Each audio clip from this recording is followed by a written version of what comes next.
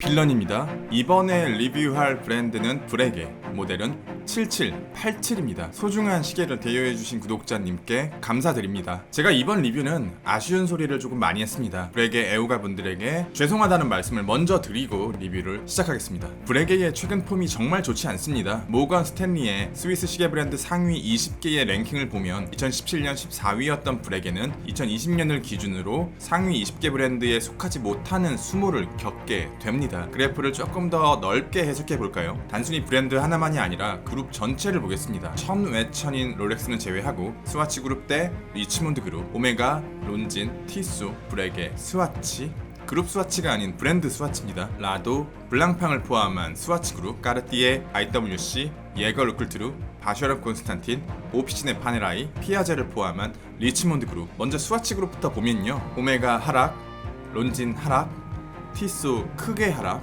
브레게 크게 하락, 스와치 크게 하락, 라도 하락, 블랑팡 상승.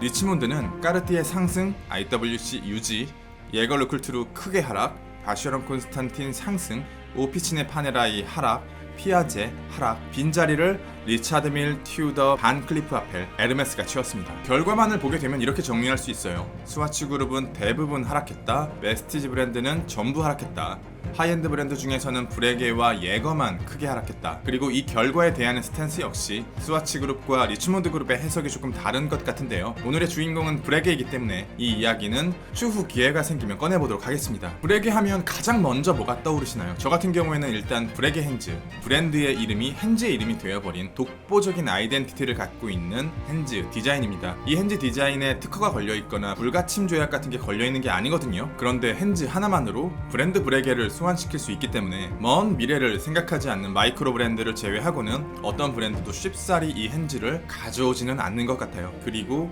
기요쉐, 제가 브레게의 스트릿 스포츠 신형 마린 리뷰를 진행한 적이 있었는데요. 참고하실 분은 우측 상단을 클릭하시면 됩니다. 신형 마린은 애호가 분들의 호불호가 굉장히 세게 갈리는 시계입니다. 세간의 편과는 다르게 개인적으로 되게 이쁘다고 생각했거든요. 흔하디 흔한 젠타 아류 디자인도 아니고 브레게스러우면서 브레게다운 스트릿 스포츠가 나왔다고 생각했는데 구마린과 비교되면서 많은 비평을 받았던 스포츠워치입니다. 애호가 분들이 구마린을 그리워하는 이유 중에서 가장 큰 것이 구마린의 매력적인 기요쉐 때문이지 않을까 생각될 정도로 브레게에서 기요쉐가 차지하는 비중이 큰 것 같습니다. 그리고 에나멜입니다. 지금 보시는 이 다이얼이 에나멜인데요. 야 빌런아, 너 브레게 5157 가질래? 7787 가질래? 이렇게 물어본다면 저는 조금도 고민 없이 기요쉐를 달고 있는 5157 쪽으로 선택할 것 같아요. 그랑페 에나멜, 이 단어 자체에 대한 일종의 환상 같은 게 있었거든요. 우와, 숙련된 장인이 고도의 노력을 기울이면서 여러 번 구워야 만들 수 있는데 작업이 고난이도에다가 불량률도 높아서 수량도 많이 안 나온대. 하이엔드 브랜드가 만드는 그랑페 에나멜은 뭔가 다를 거야? 지금 내가 차고 있는 합성 수지로 만든 콜드 에나멜, 반짝이던 레커 다이얼이나 은빛 오팔린 다이얼, 세이코의 포르셸린 다이얼과는 완전히 다른 세상이겠지? 아닙니다. 솔직히 말씀드리면 에나멜 다이얼 계열은 그렇게 드라마틱한 무언가는 없어요. 오히려 예지동 다이얼 재생장인이 만들어낸 글로시 계열의 화이트 다이얼이나 레커 혹은 오팔린 다이얼이 화려함 쪽에서는 더 유리할지도 몰라요. 그랑페 에나멜은 뭐라고 해야 할까, 약간 평양냉면 같은 느낌입니다. 좋게 말해서 슴슴하고 조금 세게 말해서 장난감 같기도 해요. 여기 피치만을 가져왔습니다. 제가 이 모델을 리뷰했을 당시 엄청난 폭격을 받고 리뷰를 내렸었는데 그랑페 에나멜인 7787과 비교해도 다이얼 소재의 화려함은 피치만의 다이얼이 뒤지지 않는다고 생각해요. 물론 두 영상 간의 대비 차이와 색감 차이가 있지만 제가 말씀드리고 싶은 것은 30배 혹은 40배의 가격 차이가 에나멜이라는 소재에서 나는 것 같진 않다. 마케팅적인 부분이 크지 않을 라는 생각을 갖고 있습니다. 39mm의 사이즈, 10.2mm의 두께, 48mm의 러그 투러그, 20mm의 러그,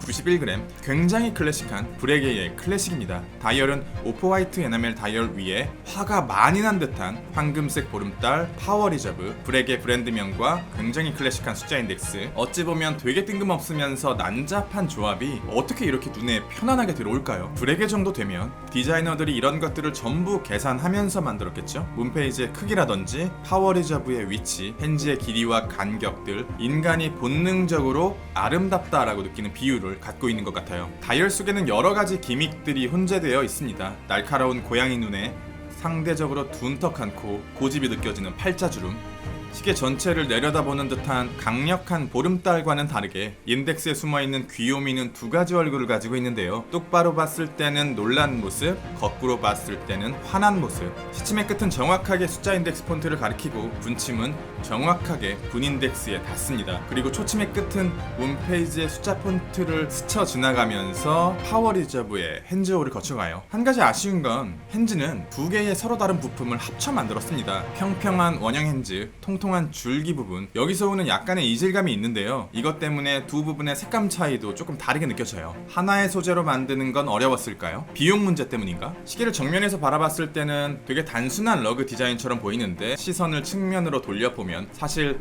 어느 정도의 두께감과 우아함이 있는 러그라는 것을 알 수 있어요. 특히 미드 케이스의 오돌토돌한 굴곡의 반복은 브랜드명을 보지 않아도 브레게의 힘을 알 수 있는 브레게만의 특권입니다. 궁금한 게 하나 있는데요. 케이스에 이 작은 홈에 도구를 집어넣고 물리적으로 힘을 주어서 통조림 열듯 열어야 할 것 같은데 워치메이커 분들은 어떤 방법으로 케이스를 아프지 않게 여시나요? 착용감 얘기를 좀 해야 할 것 같은데 저는 시계를 구매하는 데 있어서 가장 중요한 필요 충분 조건이 착용감입니다. 착용감이 좋아야 그 뒤에 디자인, 가격, 브랜드 이런 것들을 고려해보기 시작해요. 7787은 결코 큰 사이즈의 시계가 아닙니다. 작고 얇은 드레스워치이기 때문에 착용감에 대해서는 별도로 고려하지 않아도 될 것 같았는데 그렇지 않았어요. 거의 젠타 디자인의 시계에 필적할 정도로 굉장히 불편합니다. 눈을 가리고 착용했을 때 드레스워치라고 생각하기 어려울 정도예요. 케이스의 쉐입과 러그투러그 때문이라고 생각하는데요. 48mm라는 사이즈 대비 조금 긴 러그투러그의 형태가 자비 없이 끝까지 쭉 뻗어있는 형태이기 때문에 17cm의 손목 둘레를 갖고 있는 제게는 너무 불편하게 느껴졌어요. 적어도 18cm 이상이면서 평평한 손목 형태를 갖고 있어야 착용감이 커브될 것 같아요. 무브먼트는 칼리버 591DRL 실리콘 계열의 부품을 사용해서 어느 정도의 항자성과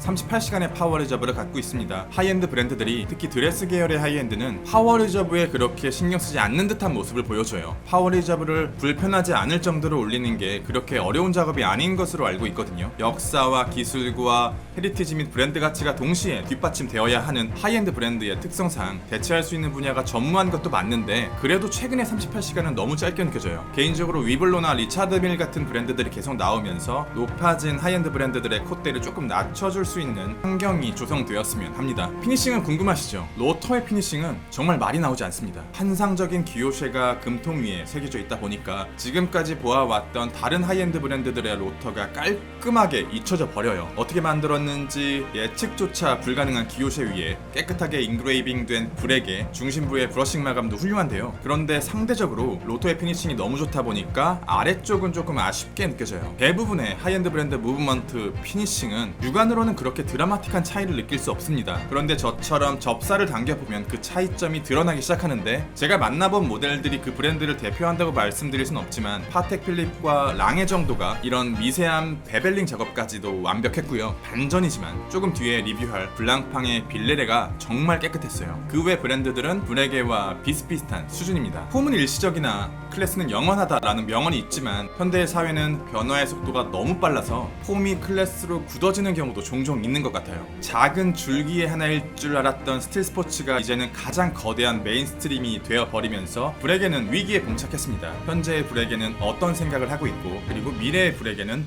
어떤 포지션을 잡고 있을까요? 리뷰는 여기까지. 빌런이었습니다. 감사합니다.